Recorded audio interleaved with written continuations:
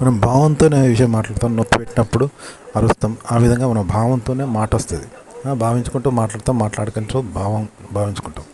అలా ఆలోచించి మాట్లాడతాం, అలా విషయాన్ని చెప్తాం కదా. అలా కాకుండా మనం ఎలా చెప్పంటే వేరే ఒక ఆర్టికల్ చదివి దానికి భావాన్ని జోడించాలి. భావాన్ని జోడించి మాట్లాడుతూ మళ్ళీ భావించుకోవాలి. దాన్ని ఆర్టికల్ చదువుతూ భావించుకోవాలి, భావించుకుంటూ దానికి భావాన్ని జోడించాలి, మళ్ళీ మాట్లాడుతూ దానికి భావించుకోవాలి. ఇలా తయారు చేయాలి వేరే ఆర్టికల్ కూడా అనమాట. మనకు ఇప్పుడు ఫ్రాంక్ వీడియోలు చేస్తారు కదా, అయితే కొన్ని ఫేక్ ఫ్రాంక్స్ అంటే స్క్రిప్ట్ ప్రకారం చేస్తారు ఫ్రాంక్, కానీ మనకు మాత్రం అది జెన్యూన్ అన్నట్టుగా మనకు చూపెడతారు. కానీ స్క్రిప్ట్ ప్రకారం చేస్తారట మోసపూరితంగా. చేస్తే మనకు తెలిసిపోద్ది ఆడియన్స్కి. ఎందుకంటే అక్కడ ప్రకృతి ఉండదు, నేచురల్గా ఉండదు. తెచ్చిపెట్టుకునేది అర్థమైద్ది, నేచురల్గా ఫ్రాంక్ జరిగితే అర్థమైద్ది. కాబట్టి తెలిసిపోద్ది అంట ఆడియన్స్కి. అందుకే స్క్రిప్ట్ అని గుర్తుపడితే కామెంట్ పెడతా ఉంటారు. అయితే ఇక్కడ మనం ఒక కంటెంట్ తయారు చేసినప్పుడు యూట్యూబ్లో కథ ఊహించినప్పుడు, ఒక కంటెంట్ని ఊహించినప్పుడు అది ఎలా ఉండాలంటే నేచురల్గా ఉండాలి. ఇప్పుడు నేచురల్గా ఫ్రాంక్ చేస్తే ఎలా ఉంటుంది? ప్రకృతి సిద్ధంగా ఉంటుంది, కృత్రిమత్వం ఉండదు కదా. మరి ప్రకృతి సిద్ధత్వం అంటే మానవాతీతంగా ఉంటుంది. నేచురల్ ఫ్రాంక్లో మానవాతీతంగా ఉంటుంది, మానవ సహజంగా మానవులలాగా ఉండదు. అంటే మనిషి కృత్రిమంగా చేసినట్టు ఉండదు, ఇది మానవాతీతంగా ఉంటుంది. దాన్ని ప్రకృతి అంటారు. అది నేచురల్ ఫ్రాంక్లో ఉంటుంది. కాబట్టి అది లేకపోతే కృత్రిమమైన ఫ్రాంక్ అని వాళ్ళు గుర్తుపడతారు, ఫేక్ ఇది స్క్రిప్ట్ అంటారు. అదే నేచురల్గా ఉండేది మానవాతీతంగా ఉంటుంది. మనిషి తనను అదురుతాను దాచుకోలేడు, నవ్వును దాచుకోలేక వస్తుంటుంది చూసినా, అది ప్రకృతి సిద్ధంగా వచ్చేది తెలిసిపోద్ది అన్నట్టు. కాబట్టి భయమైన సంతోషమైన నేచురల్గా వస్తుంది మానవాతీతంగా, కాబట్టి అది రియల్ ఫ్రాంక్ అంటారు. అయితే మనం కృత్రిమంగా ఒక కంటెంట్ క్రియేట్ చేయాలి. కృత్రిమంగా తయారు చేసి ఊహించి అది జెన్యూన్ అనే ఫీలింగ్ కలిగించాలి జనాలకు. జెన్యూన్ అనే ఫీలింగ్ కలిగించాలంటే ఇప్పుడు ఎట్లుంటుందంటే, జెన్యూన్ అంటే అది జెన్యూన్ అనేది ఎట్లుంటుంది, మానవాతీతంగా ఉంటుంది. కాబట్టి మనం కృత్రిమంగా చేసిన ఆ కంటెంట్లో ఎక్కడ కూడా కృత్రిమత్వం ఉండొద్దు, మానవాతీతం ఉండాలి. అంతా మానవాతీతమే ఉండాలి తప్ప కృత్రిమత్వం ఉండొద్దు. అలాగే దాని గురించి చెప్పేటప్పుడు ఎలా చెప్పాలి అంటే మానవాతీతం ఉండద్దు చెప్పేటప్పుడు. అంటే చెప్పేటప్పుడు జెన్యూన్గా చెప్తాము, కానీ అందులో అది ఇప్పుడు మనం అక్కడ ఒక విషయం జరిగితే చెప్తాం చూసినావా, ఆడ జరుగుతాయి. ఆ చెప్పేటప్పుడు ఎట్లుంటే మనం కావాలని చెప్పినట్టుగా ఉండదు, అక్కడ ఏముందో జరుగుతుంది దాని గురించి మనం చెప్పుకుంటాం చూసినావా, అలా ఉంటుంది అన్నట్టు. అక్కడ ఏదో జరిగింది ఒక విషయం, ఆ అమ్మాయి అబ్బాయి ఏదో లవర్స్ కూర్చున్నారనో, గొడవ అయిందనో, పంచాయతీనో, వాడు వీడిని కొట్టిండనో ఏదో చెప్పుకుంటాం కదా. ఎన్నో విషయాలు చెప్పుకుంటాం కదా, అక్కడ ఇట్లా అయిందట, వాడు ఇట్లా ప్రపోజ్ చేసిండట, ఇవన్నీ చెప్తాం చూసినావా.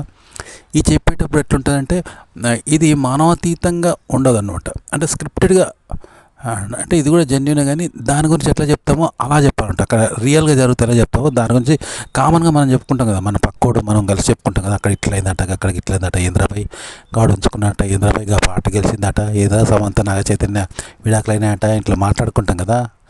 అట్లా చెప్పాలి. అంటే మనం క్రియేట్ చేసింది, మనం కృత్రిమంగా క్రియేట్ చేసింది కూడా ఇలా చెప్పడం వలన ఏమవుతుందంటే అది నేచురల్గా ఉంటుందంట, జెన్యూన్గా అనుకుంటారంట, అక్కడ జెన్యూన్గా జరిగింది అనుకుంటారు. అలాగే మన ఫాంటసీ ఏదైతే ఉన్నదో ఆ స్క్రిప్ట్ తయారు చేసినామో కంటెంట్, అది కూడా ఎక్కడ కృత్రిమత్వం ఉండదు, జెన్యూన్ అనేది కనబడాలంట. మనం క్రియేట్ చేసినా జెన్యూన్గా చేయాలి, కృత్రిమత్వం అనేది కనబడద్దు. దాని గురించి చెప్పేటప్పుడు కూడా అది జెన్యూన్ అయితే ఎలా చెప్తామో అలా చెప్పాలి, అంతే తప్ప చెప్పడంలో మనము అది క్రియేట్ చేసింది అనే ఫీలింగ్తో ఎక్కడ కనబడద్దు.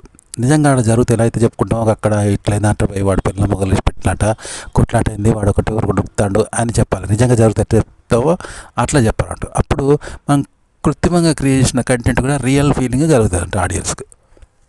ఉదాహరణకి మన మీద నిప్పు పడ్డది, లేదా మనకు దెబ్బ తాకింది, అప్పుడు ఏడుస్తాం కదా, ఎఫెక్ట్ ఉంటుంది. కానీ మనం ఏడవకుండా నిగ్రహించుకోగలమా? ఎలాంటి ఎఫెక్ట్ లేకుండా ఉండగలమా? మన మీద ఒక కాలింది, నిప్పు పడ్డది, దెబ్బ తాకింది, గిల్లిళ్ళు బాగా గిల్లిళ్ళు, అప్పుడు నొప్పి పెట్టి స్పందిస్తాం కదా. పక్కన విష జంతువు పోతుంది, భయపడి భయభ్రాంతులు చెందుతాం కదా. అయినా కూడా నార్మల్గా ఉండగలమా?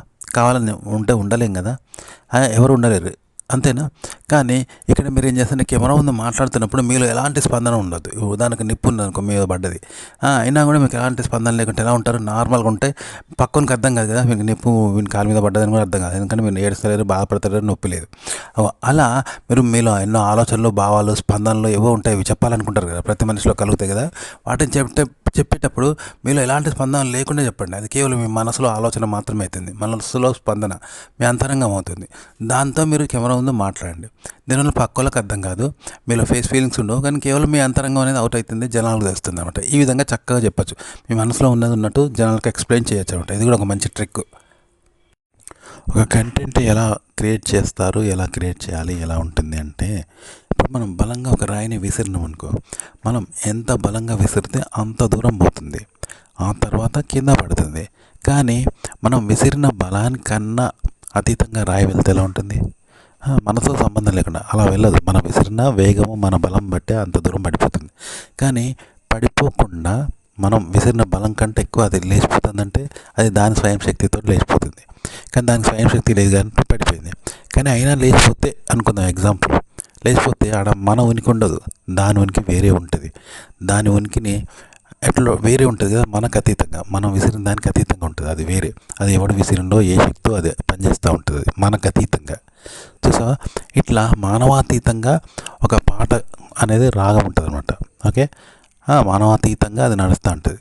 ఓకే, ఇప్పుడు మనం అనేది పునాది లాంటిది, ఆ వేగం రాయి విసిరితే పోవడానికి. అట్లనే మనకు అతీతంగా పోతుంది అనుకుందాం, అప్పుడు దానికి పునాది వేరే ఉంటుంది, మనం ఊహకు అతీతంగా.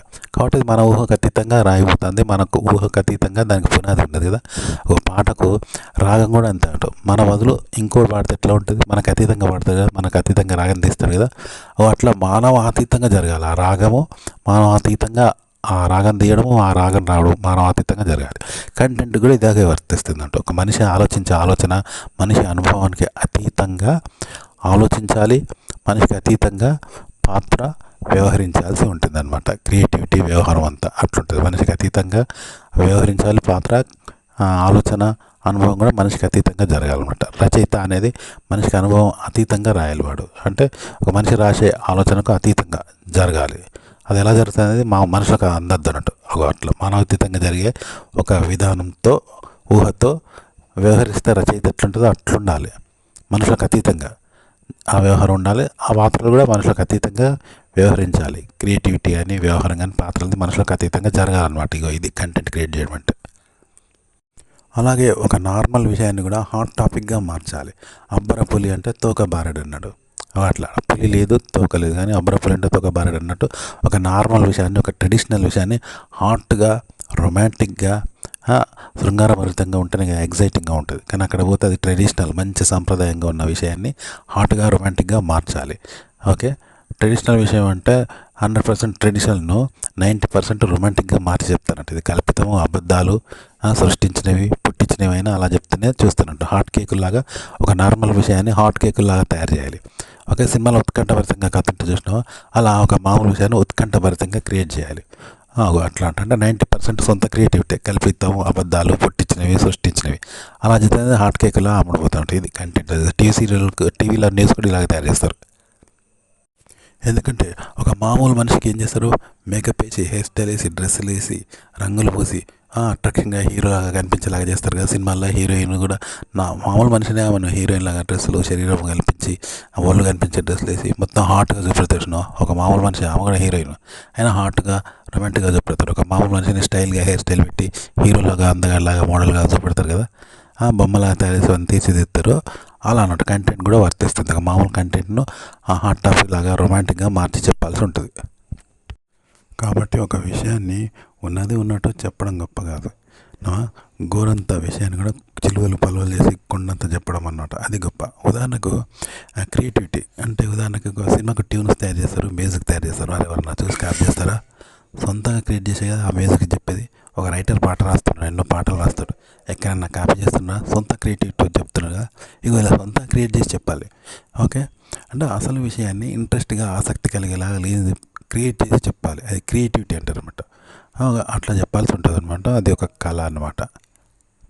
ఇప్పుడు మనుషుల్లో కూడా వెనకటోళ్ళు మాట్లాడుతుంటారు, చదువురాని వాళ్ళు, కానీ అది ఇంట్రెస్ట్గా మాట్లాడుతుంటారు. అది తెచ్చిపెట్టుకుని, నటించి, కల్పించి, ఆలోచించి మాట్లాడరు. వాళ్ళ గుణమే అది, జెన్యున్గానే మాట్లాడతారు. అట్లా క్రియేటివిటీ వాళ్ళు. అలాగే కెమెరా ఉంది ఒక విషయాన్ని మాట్లాడేటప్పుడు సైకోలా మాట్లాడాలి. సైకో అంటే అందులో వాస్తవం ఉండదు, అది అవాస్తవం ఉంటుంది తప్ప వాస్తవం ఉండదు. చూసినావా? అట్లా అనమాట. అలా మాట్లాడితేనే అది డిఫరెంట్గా ఉంటుంది, వాస్తవానికి అతీతంగా ఉంటుంది, ఎంటర్టైన్మెంట్ ఉంటుంది, మ్యాజిక్ ఉంటుంది, జోక్లా ఉంటుంది, కామెడీ చేసినట్టు ఉంటుంది, నవ్వులాట ఉంటుంది కదా. ఇప్పుడు పిక్చర్లో మనం టైంపాస్ చూస్తాం కదా, వాళ్ళు పిచ్చి పిచ్చి చేస్తా అంటే అట్లా ఉంటుంది అంటూ. అలా మ్యాజికల్గా మాట్లాడంటూ మనకు సినిమాల్లో కానీ సినిమా డైలాగులు అవన్నీ పాతలాట్నే ఉంటాయి. అలా మాట్లాడితే జనం వింటారు అనమాట. ఉదాహరణకు కొందరు ఫేక్ ఫ్రాంక్ చేస్తారు, కానీ మనకు ఫ్రాంక్ చేసినట్టు మన ముందు బిల్డప్ ఇచ్చి చూపిస్తారు ఫ్రాంక్ లాగా, కానీ కాదు అది ఫేక్ ఫ్రాంక్ అంటే స్క్రిప్టెడ్ ఫ్రాంక్, కానీ నిజమైనట్టు మనకు చూపెడతారు ఫ్రాంక్ లాగా. చూపెడితే మనకు తెలిసిపోతుంది, ఎందుకంటే ఫేక్ ఫ్రాంక్ అనేది స్క్రిప్టెడ్ అనేది తెలిసిపోతుంది. ఎందుకంటే అది రియాలిటీ ఫ్రాంక్ అయితే మానవాతీతంగా ఉంటుంది, స్క్రిప్ట్ ఫ్రాంక్ అంటే మానవ సంబంధంగా ఉంటుంది, మనిషి చేసినట్టు ఉంటుంది. కాబట్టి మానవాతీతంగా లేదు కాబట్టి అది స్క్రిప్ట్ అనేది తెలుసుకోగలుగుతాడు మనిషి. అట్లనే ఈ సైకో లాగా మాట్లాడితే అది మానవాతీతంగా వస్తుంది. ఇక్కడ మనిషి చేసే దానికి అతీతంగా ఉంటుంది సైకోలది బిహేవింగ్, కాబట్టి మనకు ఎంటర్టైన్మెంట్ సరదాగా ఉంటుంది కదా. అట్లా అన్నట్టు ఇప్పుడు నేను సైకోలాగా మాట్లాడాలి అంటే వాస్తవం లేకుండా పిచ్చి పిచ్చిగా పిచ్చోడు చేసినట్టుగా వేరేలాగా మ్యాజికల్గా తమాషాగా నవ్వులాటగా కామెడీగా ఎంటర్టైన్మెంట్గా జోక్గా పిచ్చి పిచ్చిగా ఇలా చేస్తే చూపులకు ఎంటర్టైన్మెంట్ అవుతుంది అనమాట. అది మానవాతీతంగా ఉంటుంది కాబట్టి మంచిగా ఉంటుంది అంటే వినే వాళ్ళకి. ఒక కంటెంట్ని ఎలా చెప్పాలంటే ఇప్పుడు తమిళ సినిమా తెలుగులో రీమేక్ చేస్తారు అంటే సేమ్ దాని ఆధారంగానే తెలుగు చేస్తారు 100%, కానీ అదే తమిళ్లో రీమేక్ చేయాలి కానీ 100% దాని ఆధారం లేకుండా రీమేక్ చేయాలి. అలాగే అదనమాట. దాన్ని ఆధారం లేకుండా చేస్తే అది ఓన్ అవుతుంది అనమాట. రీమేక్ అయినా ఓన్గా అవుతుంది. ఇక ఇలా ఓన్ టాలెంట్తో చేయండి మీరు, చాలా బాగుంటుంది కెమెరా ఉందో. అంతేగాని ఆధారంగా చేస్తే అది వేస్ట్ అనమాట. రీమేక్ అనేది నిరాధారంగా మళ్ళీ ఓన్గా జెన్యున్గా మీరు చేయండి దాన్ని, అది మీ సొంతంగా అవుతుంది రీమేక్ అయినా. ఇలా కంటెంట్లు మాట్లాడండి కెమెరా ముందు.